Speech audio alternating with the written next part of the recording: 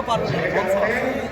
আমাদেরকে সবাইকে ভালো করে বুঝতে হবে যে কারণ আগে যে হঠাৎ করে গিয়ে কে আসছে কাজ করতে কে যাচ্ছে কোনো খবর নাই এখানে যারা নেতৃত্ব করতে আসছে তাদেরকে এই সমাবেশ এবং পরবর্তীতে অনুষ্ঠান সীমিত সময়ের জন্য হলেও এই ধরনের চ্যালেঞ্জিং যে পরিস্থিতিতে যে একটা ভূমিকা রাখতে হয় তখন যে পরিস্থিতির সাথে তাল রেখে পরিস্থিতির সাথে সেটা কিন্তু আগে আমরা যারা আগে তাদের নিজস্ব যে মুভমেন্ট নিজস্ব অবশ্যই যারা যাদের ক্ষেত্রে অসাধারিত্বের যে একটা ছাপ সেটা যেন দেখা যায়। তিনটা নির্বাচন সবাই দেখেছে।